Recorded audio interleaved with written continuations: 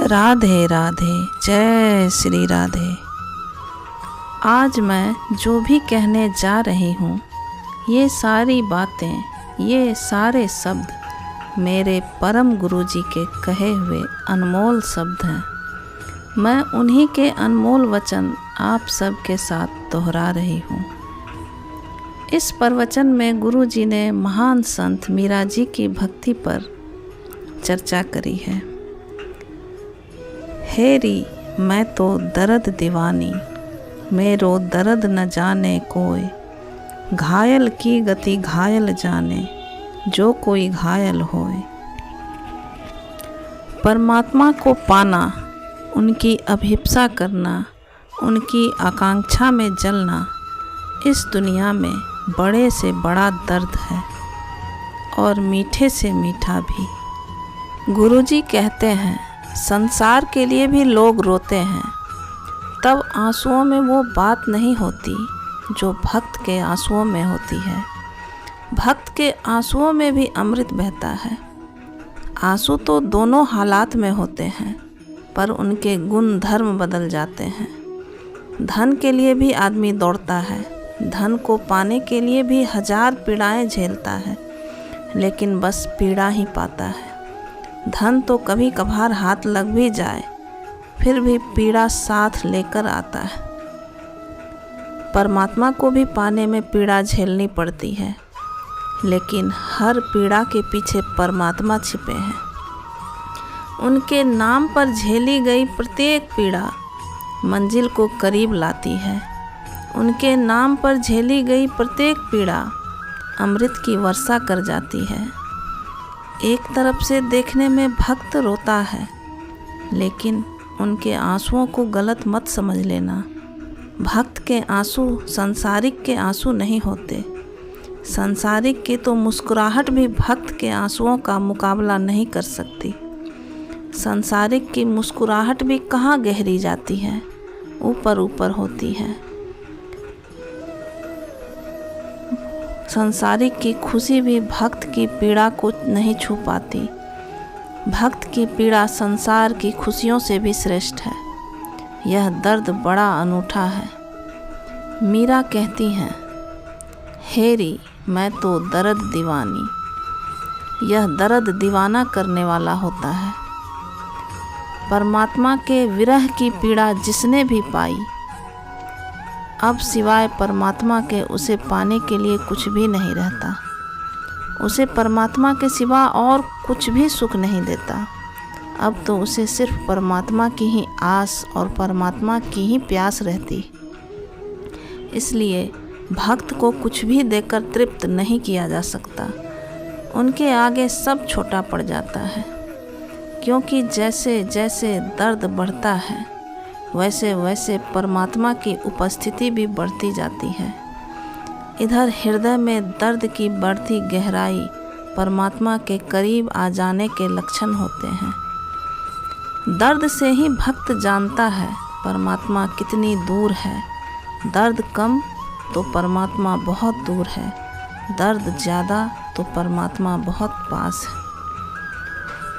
तो दर्द ऐसा मत समझना कि मीरा रो रही है। रोती भी है और हंस भी रही होती हैं और कहती हैं, हेरी मैं तो दर्द दीवानी, मेरो दर्द न जाने कोई। इसलिए कहती हैं कि मेरे दर्द को कोई पहचानता नहीं। लोग आते होंगे, समझाते होंगे, मत रो। तो मीरा कहती है, मेरे दर्द को कोई नहीं समझता। एक बार संत श्री नानक प्रभु के स्मरण में बीमार पड़ गए। वह बीमारी शारीरिक नहीं थी। वैद्य बुलाए गए तो वैद्य नानक की नाड़ी हाथ में लेकर जांच कर रहे हैं और नानक जी हंसते हैं और वे कहते हैं, यह ऐसी बीमारी नहीं जो नब्ज को पकड़ने से पहचानी जा सके। यह ऐसी भी बीमारी नहीं कि आपकी दवा कुछ काम आ सके। यह तो परम बीमारी है। यह परमात्मा के मिलने से ही पूरी हो सकेगी। आप व्यर्थ कष्ट ना करें। आपके पास वैसी औषधि ही नहीं है जिस औषधि से मेरी यह बीमारी मिट जाए। यह तो परमात्मा को पाकर ही मिट सकती है। और संत श्री नानक जी हंसने लगते हैं। इसी तरह मीरा को रोते देखकर उनके परिवार के लोग उन्हें समझाते होंगे कि मीरा ऐसा ना करो, वैसा ना करो। इस पर मीरा जी कहती हैं, मेरो दर्द न जाने कोई। लोग गलत समझ रहे हैं। मीरा जी कहती हैं, लोग समझ ही नहीं पा रहे हैं, ये आंसू नहीं है, ये सिर्फ आंसू नहीं है, ये आंसू आनंद के आंसू हैं। मैं सौभाग्यशाली हूँ इसलिए रो रही हूँ। परमात्मा करीब आ रहा है इसलिए रो रही हूँ। यह जो तीर मेरे प्राणों में चुभ रहा है, यह उसकी मौजूदगी का तीर है। मुझसे मेरे दर्द मत छीनो, मुझे संतावना मत दो। संत मीरा जी कहती हैं, मैं संतावना की तलाश नहीं कर रही हूँ। यह पीड़ा मेरी किसी औषधि की तलाश नहीं कर रही। मैं तो परम औषधि से ही तृप्त हो सकूँगी। ये आंसू तो उससे मिलने से ही विदा हो सकेंगे। ये आंसू से मैं उस प्यारे की, उस परमात्मा की प्रार्थना कर रही हूँ। इन आंसुओं से मैं उनकी मनोहार कर रही हूँ। इन आंसुओं से उस रूठे को मना रही हूँ। तुम मेरे दर्द को नहीं समझ पाते हो। मीरा जी कहती हैं, और ठीक भी है, तुम नहीं समझ पाते। इस बात को मैं समझती हूँ कि तुम क्यों नहीं समझ पाते, क्योंकि घायल की गति घायल जाने। ऐसी पीड़ा तुमने नहीं जानी, यह तुम्हारा अनुभव नहीं है, तो तुम कैसे समझ पाओगे। हम उतना ही समझ पाते हैं जितना हमारा अपना अनुभव होता है। अनुभव से ज़्यादा हमारी समझ नहीं होती, ना हो सकती है। सागर कितना ही बड़ा हो, हमारे पास पात्र ही बहुत छोटा है, तो उतना ही भरकर हम ला सकते हैं। हम वही खोज लेंगे जिसका हमें अतीत में अनुभव हुआ है। अनुभव नहीं होगा तो परमात्मा हमारे पास भी खड़ा होगा तो हम उन्हें नहीं पहचान सकेंगे। इसी तरह तो हम परमात्मा से चूक रहे हैं। परमात्मा दूर नहीं है। दूर कैसे हो सकते हैं? हमारी श्वास श्वास में वही है, हमारी धड़कन धड़कन में वही है। वही धड़कते हैं, और कौन धड़केगा, क्योंकि वही जीवन है, वही जीवन का आधार है। सब तरफ से उन्होंने ही तो हमें घेरा हुआ है, बाहर भी और भीतर भी। और हम पूछे चले जाते हैं, परमात्मा कहाँ है, परमात्मा कहाँ है। हमारा पूछना ही यह बताता है कि हमें अभी उनका कोई अनुभव नहीं है, क्योंकि अगर अनुभव हुआ होता तो हम कभी नहीं पूछते कि परमात्मा कहाँ है। ना तो हमने प्रेम को जाना, ना हमने जीवन जाना, ना हमने अभी कुछ बड़ा जाना। हमने क्या जाना? हमने धन जाना, हमने कुछ पद कमाया, कुछ प्रतिष्ठा कमाई, बस यही जाना। इन जानकारियों से परमात्मा को जानने का कोई संबंध नहीं है। यह तो ऐसे ही है जैसे लोहार के हाथ में सोना दे देना। जिसने लोहा ही लोहा जाना हो वह सोने को नहीं पहचान सकेगा। जैसे छोटे बच्चे के हाथ में हीरा दे दो, वह अपने कंकड़ पत्थर की ढेरी में उसे भी रख देगा। हम उसे ही पहचान सकते हैं जिससे हमारी थोड़ी थोड़ी पहचान हो गई हो। हम पहचान से अधिक, अपने अनुभव से अधिक कुछ भी नहीं समझ पाते। एक रास्ते पर दो व्यक्ति चले जा रहे थे। भीड़ थी, बाजार था, बड़ा शोरगुल था, जैसे बाजार में होता है। दुकानें चल रही थी, ग्राहकों की भीड़ थी। तभी दूर पहाड़ पर बने हुए मंदिर की घंटियां बजने लगती हैं।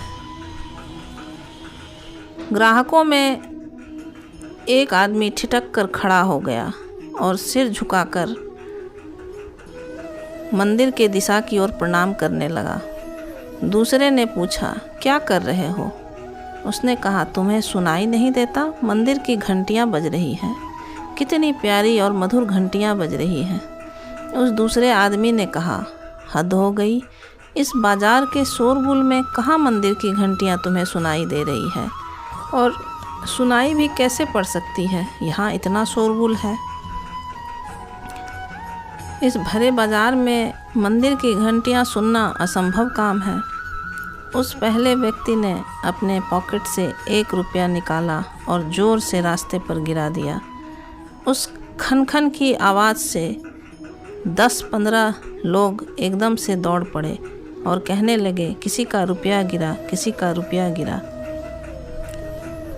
उस पहले आदमी ने कहा, देखा, इस भरे बाजार में भी, इस भीड़ में भी रुपये की आवाज़ 15 लोगों को एकदम सुनाई पड़ गई और मंदिर की घंटियाँ नहीं सुनाई पड़ रही। हमें वही सुनाई पड़ता है जो हमारी समझ में आता है, जो हमारे अनुभव में है। रात माँ सोती है बच्चे को लेकर, तूफान आए, आंधी आए, पर माँ सोई रहती है, नींद नहीं टूटती। पर बच्चा जरा भी कुनमुनाए, उनकी नींद टूट जाती है, वह थपकियाँ देने लगती है। क्यों, क्या हुआ? इतनी आवाज़ से भी माँ नहीं जगी और बच्चे के कुनमुनाने पर भी जग जाती है, क्योंकि माँ के पास बच्चों की कुनमुनाहट को समझने का हृदय है। वह उनका अनुभव है, वह उसके लिए तत्पर है, उसके लिए आतुर है। हम वही समझ पाते हैं जिसके लिए हम तत्पर हों। हमें वही समझ में आता है जिनके लिए हम आतुर हों, जिनकी हमारे भीतर अभिप्सा है। हम जो खोजते हैं हमें वही मिलता है। हम जो नहीं खोजते, जिनकी हमारे भीतर प्यास नहीं होती, वह हमें मिल भी नहीं सकता। हम सभी एक ही दुनिया में रह रहे हैं, यह कहना ठीक नहीं होगा। सभी अपनी अपनी दुनिया में रह रहे हैं, क्योंकि सभी के अपने अपने अनुभव हैं। इसी संसार में मीरा जी रहती हैं, उन्हें श्री कृष्ण की बांसुरी सुनाई पड़ रही हैं। यदि मीरा जी हमसे कहे कि देखो श्री कृष्ण की बांसुरी सुनाई दे रही है, तो हमें उनकी बातें बेबूझ मालूम पड़ेगी। मीरा जी की बातें बेबूझ लगी होगी लोगों को, इसलिए उन्हें कहना पड़ा, मेरो दर्द न जाने कोई। जिनके हृदय में तीर लगा हो वही समझेगा, जिसने चोट खाई हो वही पहचानेगा। जिसे थोड़ा भी परमात्मा का अनुभव हो वही इस बड़े अनुभव को समझ सकता है। परमात्मा की प्यास, परमात्मा की प्रार्थना एक घाव है, इसलिए तो थोड़े से लोग ही हिम्मत कर पाते हैं। इस भक्ति की पीड़ा को झेलने की तैयारी बस थोड़े ही लोग कर पाते हैं। हम तो अगर परमात्मा का नाम भी लेते हैं तो इसलिए कि हे प्रभु, इस संसार की पीड़ा से छुटकारा दिलाओ। हमारी प्रार्थना में भक्ति की मांग नहीं होती। अगर हमारी प्रार्थना में भक्ति की मांग होती तो सुन ली गई होती। हमारी प्रार्थना तो धन की मांग होती है, पद की मांग होती है, इससे ज़्यादा नहीं। अगर हमारी प्रार्थना भक्ति की होती तो अब तक परमात्मा तक पहुंच गई होती।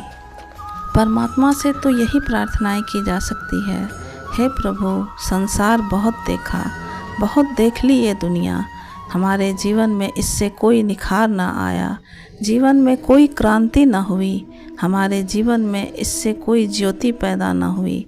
अब तो तेरी भक्ति की पीड़ा जानने का मन है प्रभु, अपनी भक्ति का वरदान दे दो हमें। अब तो हम आपकी भक्ति का दर्द जानना चाहते हैं और तभी हम मीरा जी के दर्द को समझ सकते हैं। और अगर हम मीरा जी को जो हुआ वह समझ जाए तो यह हमारे जीवन की सबसे महान घटना होगी। धन्यवाद।